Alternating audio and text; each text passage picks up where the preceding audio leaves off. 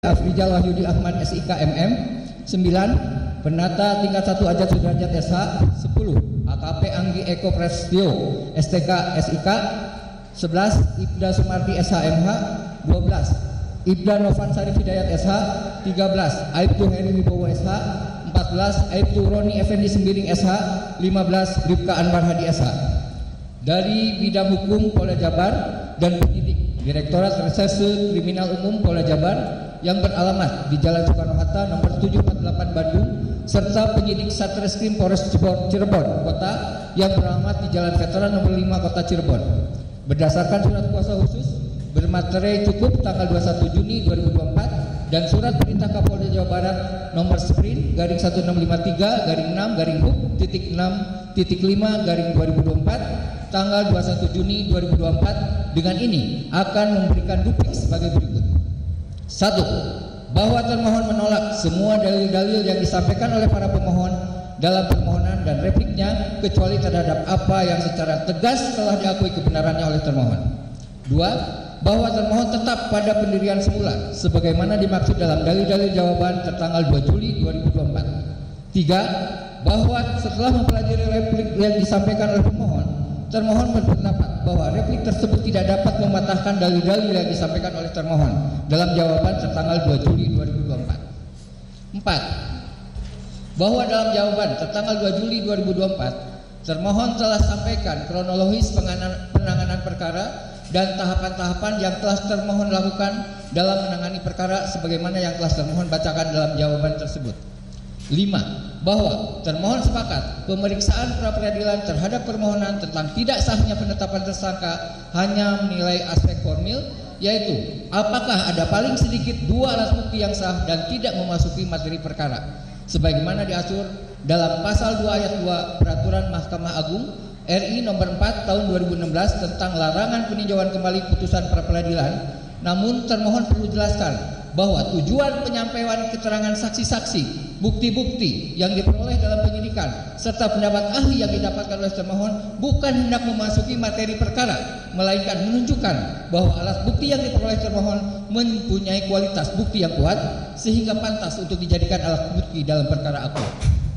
6. Bahwa benar termohon berdasarkan surat daftar pencarian orang atau DPR nomor DPO garing 88 garing 9 garing 2016 garing di Treskrim tanggal 15 September 2016 telah menetapkan bahwa Peggy alias Peron masuk dalam daftar pencarian orang bersama dengan saudara Andi dan saudara Dani, yang mana hal tersebut termohon lakukan sesuai dengan apa yang dipertimbangkan oleh majelis hakim yang mengadili dan memutus perkara pidana nomor 16 garing Pitsus strip anak garing 2016 garing 6 PN Cirebon tanggal 10 Oktober 2016. Perkara pidana nomor 03 garing PID garing PID titik B garing 2017 garing PN Cirebon tanggal 26 Mei 2017 dan perkara pidana nomor 04 PID titik B garing 2017 garing PN Cibinong garing Cirebon PN Cirebon tanggal 26 Mei 2017. Atau dengan kata lain, termohon dalam menetapkan pemohon dalam daftar pencarian orang atau DPO sesuai dengan pertimbangan ketiga putusan dimaksud. Bahwa adapun dengan dalil pemohon yang menyatakan terdapat perbedaan antara orang yang masuk daftar pencarian orang atau DPO dengan diri pemohon, dalam hal ini termohon sudah jelaskan dalam jawaban tertanggal 2 Juli 2024 bahwa terdapat saksi-saksi yang menyatakan bahwa saudara Peggy Setiawan alias Peron yang saat ini menjadi tersangka adalah Peggy alias Peron yang dimaksud dalam ketiga putusan di atas. Keterangan saksi-saksi yang telah dilakukan pemeriksaan tersebut di atas diperkuat dengan adanya bukti-bukti yang telah dilakukan penyitaan dan juga dikuatkan dengan keterangan ahli Inafis saudara Eko Wahyu Bintoro SH MKOM, sehingga sangat tidak beralasan hukum apabila pemohon mendalilkan bahwa ada perbedaan antara Peggy Setiawan alias Peron yang saat ini dianggap berbeda dengan Peggy alias Peron dalam ketiga putusan tersebut. 7. Bahwa pelaksanaan gelar perkara di dalam jawaban termohon tanggal 2 Juli 2024 pada halaman 5 angka 7 mencantumkan pelaksanaan gelar perkara pada tanggal 21 Mei 2024, sedangkan di halaman 36 huruf B termohon mencantumkan tanggal 19 Mei 2024. Perlu termohon jelaskan bahwa pelaksanaan gelar perkara di halaman 36 huruf B sudah dilakukan perbaikan atau renvoy dan telah disetujui oleh pemohon di muka persidangan di hadapan hakim.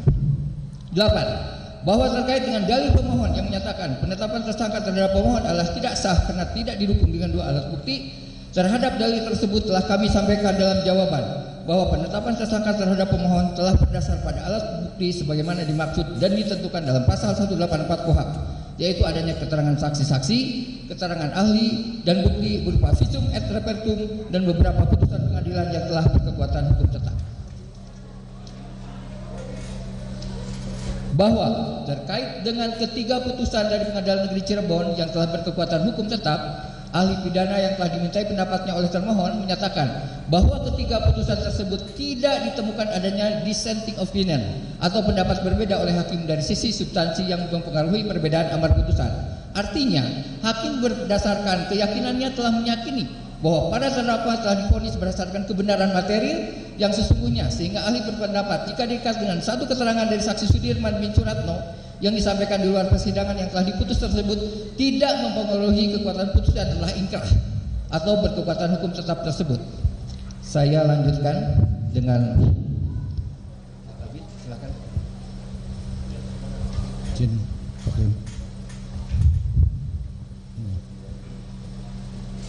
Bahwa terkait dalil pemohon yang menyatakan terjadinya kerancuan bahwa pemohon diperiksa dan hasil pemeriksaan tersebut dituangkan dalam berita acara pemeriksaan tanggal 22 Mei